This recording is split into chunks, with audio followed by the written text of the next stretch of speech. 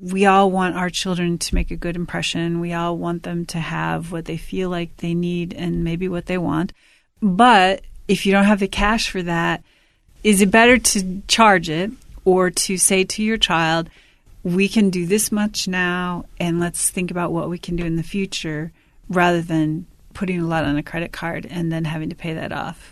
American spending on back-to-school items for kids in grades K through 12 and college students is projected to reach $82.8 billion this year, down from last year's estimated spending of $83.6 billion. According to new survey results published by the National Retail Federation, families with children in elementary through high school plan to spend an average of $684.79 each, while college students and their families plan to spend an average of $942.17 each. Buyers are planning to spend the most on clothing, followed by electronics, shoes, and other supplies such as backpacks and lunchboxes. While those spending amounts will put a dent in any family's budget, a K-State research and extension specialist says not everything needs to be purchased before classes start. On today's Sound Living, prioritizing back-to-school shopping. Sound Living is a weekly public affairs program produced by Research and Extension at Kansas State University. I'm Jeff Wichman. K-State Research and Extension Family Resource Management Specialist Elizabeth Kish says that making a list of what's needed and checking to see what's left over from last year is a good place to start a back-to-school shopping plan. For example, school supplies. You may have paper, you may have notebooks. Take out the used pages or combine them in a different way. If you've got a large pack of crayons, maybe it's good enough, if there aren't any really important colors missing, especially to start off the school year and then see what happens. I know we all like nice, shiny, new things, but sometimes we don't need that. And it's more about, is it useful and does it work? Does it meet the need? Necessarily than being shiny and new, because it's not going to stay that way. Go through your cupboards, go through your supplies, see what you have, and then fill in with new purchases. Clothes are a little bit tricky because they do go on sale at different times of the year, and you can kind of plan your buying around some of those really regular type sales. Yeah, there'll be back to school sales, and then there's usually a Columbus Day sale, which often is sort of the last hurrah for summer, but also early fall merchandise. And then, of course, starting in November, there'll be sort of all of these holiday sales, which they also put clothes on sale for that. So there'll be sales there. And then for winter clothes, the President's Day sale is kind of the end of the winter clearance. I did find some information that said that some of these seasonal type sales, the time is getting more compressed between them and they're accelerating or they're starting earlier.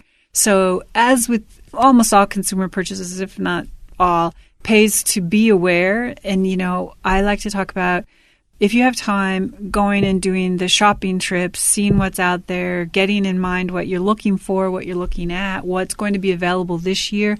And then when you're ready to buy, go do the buying trip. So really, you're sort of no stress, no expectation of buying anything, but you're just looking, you're scanning the environment, you're seeing what's out there.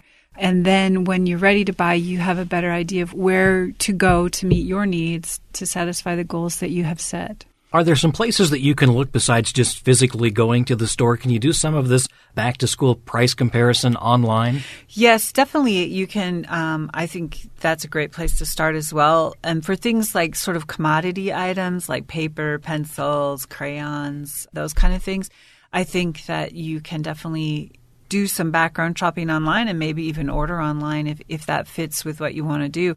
But it can certainly give you an idea about what the prices are this year. And a lot of those stores will place their weekly ads online so you can kind of see when some of the sales may be going on. Right. And now that the 4th of July is over, the next big thing is back to school, right? So now's the time to start thinking about it for sure, but possibly also buying. Let's talk a little bit more about that actual shopping day, because I've heard people say that it's a good idea to go at a certain time of the day, maybe after lunch, so that you don't have to worry about eating lunch while you're out. I've also heard it's nice to go in the morning and just get it over with and then go home for lunch. So really, you can kind of plan that out as well. Yeah, you sure can. I mean, for sure, never go shopping when you're hungry. And they say if you're going to buy shoes, buy them in the afternoon because your feet might be swollen or, that kind of thing. For a lot of us, though, if we don't have a lot of choices locally, we have to drive. And so that could just be a whole day anyway.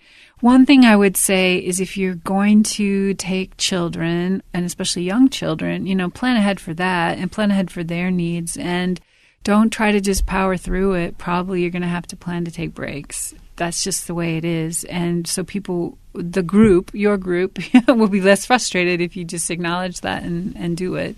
Just like with grocery shopping, the recommendation is to go by yourself. So if you can go by yourself, but if you're shopping for your children in terms of clothes, maybe you go with one or two if you have multiple children, and then another time go with another group of children, which can also be kind of fun. And, that's a tradition that some families have, that you go shopping back to school, you go out to lunch, or you go get ice cream when you're done, or, whatever the tradition is. And it can be kind of a fun thing. Slower days tend to be earlier in the week than on the weekend, even after like 6 o'clock or 6:30, so early in the evening. It tends to be a bit slower, and that might still be a time when you could take kids because they're probably not in bed yet. Probably the busiest times are late morning to early afternoon on a Saturday. That's when I don't go shopping because it just is. And I understand, people, it's your schedule, right? You go when you can go. But yeah, if you were trying to avoid crowds or just have it be a little bit more low key, I think earlier in the week, early evenings, those times. I imagine the kids are going to be more excited about maybe buying electronics that may be needed for school, or clothes that may be needed, less excited about the pencils and the paper and the erasers and that kind of stuff. So maybe there are some things that you can do without them. Maybe. And the other thing you might think about is for older children, especially children who are driving, is, you could give them a budget and maybe give them some cash and say, okay, go pick it out yourself. It all depends on how involved you want the child to be, your student, how involved your student wants to be, and then the timing, what works for your schedule and your family. How about in terms of maybe some of the older children, talking to them, maybe I'm thinking more along the lines of teenagers, talking to them about the things that you're willing to pay for and maybe some things that you might expect them to pay for? Sure. And I would just say hopefully the families have had those conversations before the teenagers started earning money, so it's not a surprise to the teenager. Of course, you never know what is processed by teenagers sometimes when it comes to those kind of conversations, and especially maybe when it comes to clothes. I think families, some families say, we'll provide you with the basics, but if you want something super duper or a particular thing we don't consider basic, you might have to help pitch in, or you may have to pay for it out of funds that you have from work or savings like birthday gifts or something like that. And maybe even having a conversation about not going out and spending all of your summer earned money on one or two purchases, maybe talking with mom and dad before you make that purchase. Right. And actually, we are in the sort of the downhill side of summer, but there's still some weeks and paychecks left in summer. So it's not too late to have that conversation. It's really never too late. And often when young people start working in the summer, sometimes they plan to continue that through the school year. So then it's also a good time to have a conversation about, well, okay, so now you're working through the school year. What do you plan to do with the money? What do we think is appropriate? How many hours should you work? It's really difficult to balance time. You only have so much time. Everyone has the same amount of time. So if you work, what do you have to give up? And hopefully it's not studying or, your grades don't suffer. I know one of the conversations we had was you're able to put in all these hours now. Your paychecks are bigger because it's the summer. What are you going to do when school rolls around? Maybe you shouldn't spend everything that you made this summer early on. You're going to have to spread it out. That's a great point, and it just made me think about cars, right? And gasoline or insurance or maintenance for a car. And a lot of times young people can cash flow it in the summer, but then if they stop working or they cut back on their hours, it's more difficult during the school year. So it's whatever feels right and works for your family. But if it's appropriate, have a conversation with them and for sure let them always know what you're willing to do and what you expect them to do, or if there's some give and take where that might occur. And then they would be responsible for purchasing that. And that could be clothes. It could be maybe consumer electronics, some of those other things that kids want and desperately need. Well, and that's really a good distinction to make, the difference between the want and the need. You might want the name brand tennis shoes, the name brand jeans, but maybe you don't necessarily have to have them. Exactly. And again, that's another place for families to communicate and decide what their values are and what helps to meet the goal. And if the goal is to have athletic shoes for a PE class or just for walking around, then you probably need one type of thing. But if you really need soccer cleats or football cleats or whatever, that's a different sort of a need. That's something that people need to even think about with their budget, too, is some of these extracurricular activities, sports, band, drama, all of those do take a little bit away from the budget. They take away from the budget, the monetary budget, but they also can take away a lot of family time. And so more and more, we hear of families who are making deliberate decisions about those kind of activities and how involved their children will be. And again, that's a conversation that children and parents need to have together. Some children really don't want to be that involved, and you're like, well, let's have one activity. What would you like it to be? Versus the more social butterfly or more socially active children.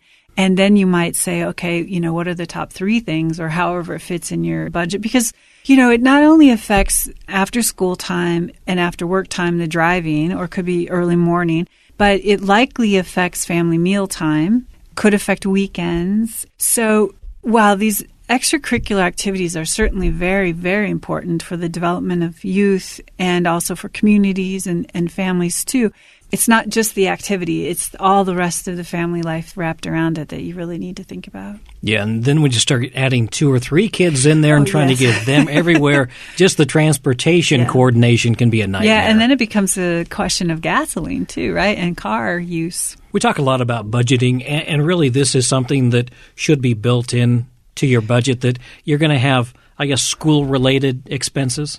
Sure, and I think there's the school-related expenses, which might be the activity expenses. It could be the equipment, like the paper and the supplies, and then the clothing. And children, all of us need clothing anyway, so whether it's like back-to-school clothing, it could be uniforms, or if the polo shirt and the khakis or whatever it is. So there's some clothing aspect involved too. And yes, ideally, it's part of the budget. But even if it's not an official part of your budget, look at what you've got right now. Look at your financial situation right now, this month, the next couple months, and what do you realistically have to spend? We all want our children to make a good impression. We all want them to have what they feel like they need and maybe what they want. But if you don't have the cash for that, is it better to charge it or to say to your child, we can do this much now and let's think about what we can do in the future, rather than putting a lot on a credit card and then having to pay that off? It's really a matter of setting your own limits and doing the best you can to stick to them and what's reasonable and realistic.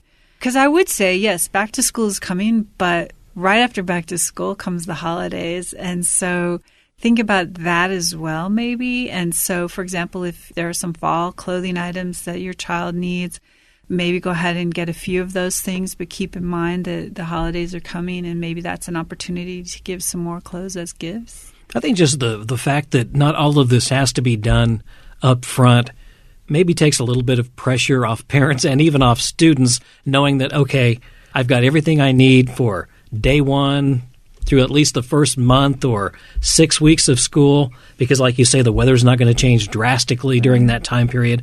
Just having that little bit of flexibility, because sometimes for kids just going back to school is a little bit traumatic, and this way you can kind of ease into it a little bit more. Right, and I guess one thing that we didn't talk about is there's still some summer left. There could be still garage sales going on. There might be local resale shops. So when we talk about shopping, it's not necessarily going to the big box retailer or the mall. There could be other places that you could go to find some of these items that meet the needs and fit your kids too. Bottom line here is do what works within your budget and don't feel like you have to buy everything day one. Exactly. That's K-State Research and Extension Family Resource Management Specialist Elizabeth Kish. More information on family budgeting is available at county and district extension offices and on the extension website www.ksre.ksu.edu. Sound Living is a weekly public affairs program produced by Research and Extension at Kansas State University. I'm Jeff Wichman, and this is the K-State Radio Network.